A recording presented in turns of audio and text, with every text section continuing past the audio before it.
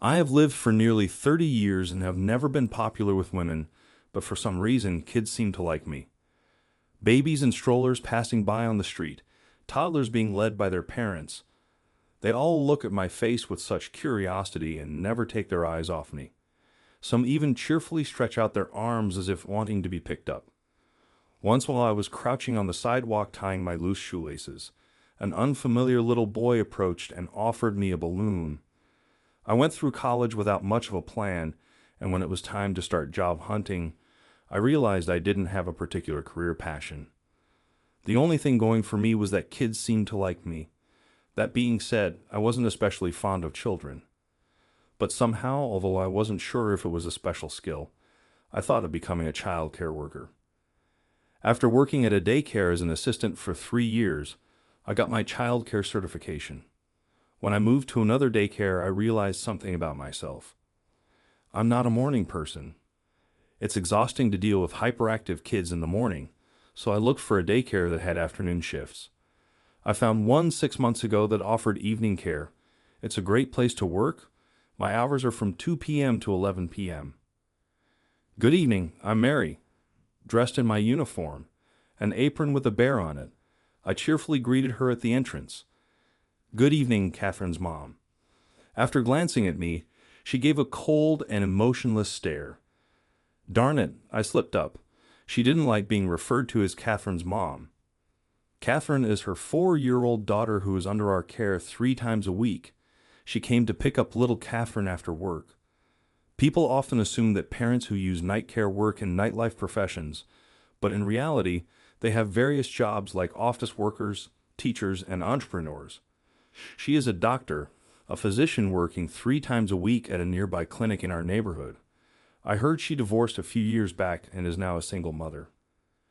Good evening, Mary. I quickly corrected my greeting and went to wake up sleeping Catherine. Man, that was nerve-wracking. I almost had a heart attack there. To be honest, I had a crush on Catherine's mom. Mary.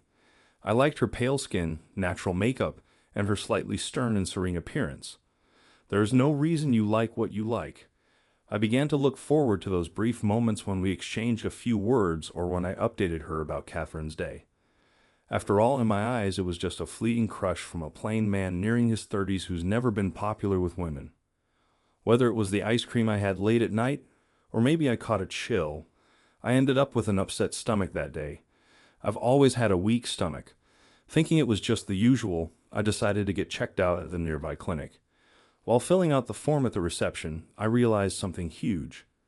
Today was the day to take care of little Catherine, which means she works at this clinic. Man, how clueless am I getting treated by her. Do I tell her about my upset stomach? Sweat poured down my forehead in a panic. I glanced at the staff schedule posted on the waiting room wall. Sure enough, among the 3 doctors listed, there was the name Mary. My chances of being treated by her were 33.3%. I'm no baseball expert, but isn't a 300 hitter pretty good? Does that mean it's hard to achieve? Does that mean my chances of seeing her are also pretty slim? What am I thinking? It's just a 1 in 3 chance, duh. Trying to calm my racing heart, I took a deep breath. John, I was called into the examination room, and of course, she was the one waiting for me. I immediately recognized her, but something felt different. The first thing I noticed was the thin silver glasses she wore, which she doesn't wear when picking up Catherine in the evening. Her usually subtle makeup was almost non-existent in the white coat she wore. Well, it was light pink, really, but it suited her well. How are you? I said with a polite smile, trying to make a good impression. However, she didn't react at all. She simply checked the form I'd filled out, asked a few routine questions while glancing at her computer, and performed the usual checks. Throughout, she was all business. According to her, my stomach troubles were likely a one-off thing. She ordered a blood test just to be sure and prescribed some medication. I arrived at the daycare 2 hours late. Catherine suddenly hugged me as soon as I walked in. What's up, Catherine? While I was comforting her, a female co-worker told me that Catherine had been fussy the whole time I was absent. While I was away, little Catherine was quite fussy. She must really like me, I guess. Good evening, this is Mary. That night, As I greeted her at the daycare's entrance to hand over Catherine, she asked, "Good evening, I'll bring Catherine over now." That's what I replied. She then asked, "How are you feeling?" By the next day, my stomach issues were completely resolved, but ever since that day, I haven't felt great. I don't have a fever and my appetite is okay. How are you feeling? Just thinking about her words made my stomach churn and gave me palpitations for days. That day, as always, after playing with the kids, I was preparing snacks. Then Catherine, looking grumpy, clung to me. "What's wrong?" "Catherine, when I asked," she responded, "I don't like that person. I really don't," over and over. "Good evening, I'm Mary." That night, when she came to pick up Catherine, I reported the matter to her. "I'm not sure who she's talking about, but Catherine seemed quite troubled," I said hesitantly. Mary's face darkened as she responded, "I said so. I had no high idea." About 10 days later, just past 7 p.m., the phone in my office rang. It wasn't the day to look after Catherine. I had just finished putting the kids to bed after dinner and was taking a breather. I happened to pick up the phone. I kept saying, "Hello," but there was just silence on the other end. "What's this? A prank call?" Annoyed, I hung up, but the phone immediately rang again. "Who is this?" "What do you want?" I boldly asked. A familiar voice replied, "Are you John?" I recognized it as Catherine's right away. "What's wrong?" "What happened?" I asked. Through her tears, Catherine responded, "Mommy. Mommy needs help. It's all because of me." I sensed something very wrong was happening. "Where are you?" "At home." Once I confirmed she was home, I said, "I'm on my way," checked the address on our registration forms, and dashed out. Catherine's place was just 2 subway stops away. I figured taking the subway would be faster than hailing a cab. I ran to the nearest station and jumped onto a train. It was still during the evening rush hour, and the train was packed. 2 high school girls nearby giggled as they looked at me. I followed their gaze to see I was still wearing my bear-themed apron. I took it off, clutching it under my arm, and used the scribbled address to find Catherine's apartment building. Luckily, another resident was just entering, allowing me to bypass the security door. I repeatedly rang the doorbell and called out to Catherine. The door opened, and Catherine clung to me. I entered the apartment. "Mary, it's me, John from the daycare. Are you okay?" As I called out and moved further into the hallway, I heard her faint voice. "Over here. I can't open the door. Please help."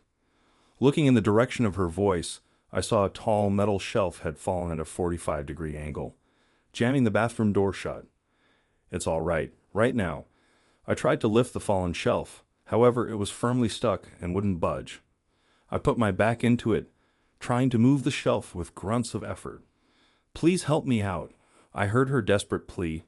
With my back hurting, I changed my stance and pushed with all my might. Just a little more. Almost. With a jerk, the tip of the shelf came free from the bathroom door. The shelf, being made of steel, was light and was easily propped against the wall.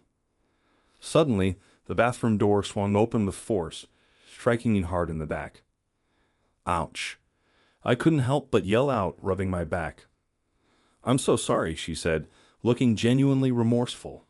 "When I called the daycare, they told me I could head straight home for the day." "Catherine, it's bedtime," she said to Catherine, who was clinging to me. As we sat in the living room drinking coffee, when I offered to help put her to bed, she opened the bedroom door. On the double bed there was a child's pillow, and next to it, an adult-sized one. My heart raced, thumping loudly. I thought I might even get a nosebleed. After putting Catherine to bed and returning to the living room, she explained the situation. She works 3 days a week at a clinic near the daycare, and also at another hospital where she has been working for a long time. The head of that hospital was her mentor. Recently, the hospital director had proposed a match for her. The suitor was a distant relative of the director. They had already been on several dinner dates. It felt like a bell tolling loudly in my head. He's not a bad guy, but I'm just not sure if I want to date him. She had 2 reasons for her hesitation. One was Catherine. When she introduced Catherine to the guy, Catherine took an instant dislike to him. It finally clicked for me. I realized that when Catherine previously said, I don't like that man. I hate him. She was talking about him. They had plans to meet him again on her next day off. But that night when she told Catherine about it, she became moody. That's when she went to the bathroom, and a sulking Catherine, in a fit of temper, knocked over the steel shelf. The shelf was brand new and empty, so even Catherine could easily topple it. But how did you manage to call for help in that situation? As I was impressed, she mentioned she had set it up beforehand for an instant connection. I thought of calling the daycare on the spot and had Catherine call them, she said, then added sincerely, "Thank you," expressing her gratitude to me. After leaving her place and walking along the road in front of the apartment complex, a thought suddenly crossed my mind. What was that second reason she mentioned she was troubled about? About a month later, little Catherine was leaving the daycare. When I asked the principal why, he said it was due to her mother's work commitments. Then, on Catherine's last day, she said, "It's Mom's birthday soon. This is a gift," and drew a picture of her mother's face. When I tried to take a peek at the drawing, Catherine covered it with her body. "What's wrong, Catherine? Let me see." Despite my coaxing, she kept refusing to show it. However, I could tell there was a tiny figure drawn next to the mother's face in the picture. That evening, the time had finally come to say goodbye to both Mary and Catherine. I plucked up the courage to ask Mary, "Is it about the job at that local clinic?" "I've decided to quit," she replied. Her voice sounded distant, and she seemed a bit irritated. She further explained in a matter-of-fact tone that she would now be working full-time at another hospital she had been affiliated with, which has a daycare facility. Catherine would be taking care of their full-time. So she's decided to go ahead with that matchmaking. Walking out to the daycare's gate to see them off, Catherine kept looking back and waving at me, but Mary never once looked back, seeming quite indifferent. I felt a lump in my throat. A few days later, a call for me came through at the daycare's office.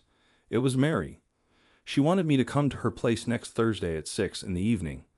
I told her I had work and couldn't make it at that time. "Please make it work. I'll be waiting," she said, and hung up before I could respond. I was puzzled. Why would she want to see me? I had no clue whatsoever. I managed to convince the principal to give me the day off.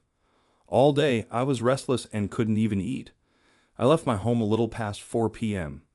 The nearest station to her apartment was less than 30 minutes away, so I arrived over an hour earlier than the scheduled time. I went up to her apartment building a few times, then headed back to the train station. I wandered around the shopping district and returned to her apartment building again. After doing that a couple of times, I finally rang the doorbell at her building's entrance at 6:05. "We've been waiting for you. Come on in," she said. Despite having invited me over, her voice lacked warmth or friendliness when she greeted me at the entrance. Her face was tense with anxiety. Urged by her, I stepped inside the apartment. Suddenly, Catherine came running from the back. "Long time no see, John," and she clung to my leg. Once led to the dining area, the table was laid out with a lavish spread: salad, fried chicken, French fries, pizza, and a whole birthday cake. Taken aback by the unexpected setup, I looked at her. "Today is my birthday. Remember, my 31st. "That's why," I thought to myself. She could have just mentioned it right from the start. "Catherine insisted on inviting you." Oh, wasn't Catherine drawing a birthday present for her mom the other day? Catherine then playfully slapped me, saying I shouldn't have mentioned it. The drawing was meant to be a surprise. "You knew about today, didn't you?" Well, I knew it was coming up but didn't know the exact date. Upon hearing this, her eyes widened and her face quickly turned red. "Oh my, how embarrassing," she exclaimed, covering her face with both hands. Just then, Catherine brought over the drawing she had made as a present. Both she and I exchanged knowing glances upon seeing the drawing. After that, the three of us sat down and enjoyed her birthday dinner. During dinner, she opened up about something personal, something I have never heard before and probably wouldn't hear again. She mistakenly believed that even after Catherine told me it was her birthday, I ignored it. She didn't like being referred to as Catherine's mom by me because she felt I saw her just as a daycare mom and nothing else. When she picked up Catherine from daycare, She always made an effort to put on makeup and contact lenses because she was conscious of me. She was absent on Catherine's last day at the daycare because the thought of not seeing me again was too painful for her. Basically, she had always had feelings for me. What about that matchmaking? I turned it down. She explained that her going full-time at the clinic run by the doctor who proposed the matchmaking was purely coincidental. She also said that he wasn't the type to mix personal with professional matters. That was me jumping to conclusions. Besides, the head doctor said, if that's the case, there's nothing he can do. What do you mean, if that's the case? The main reason she hesitated about the matchmaking was Catherine, but there was another reason I hadn't heard. That's because I have someone I'm interested in now. With that said, she unfolded the birthday present drawing that Catherine made. It was a portrait of her drawn by Catherine.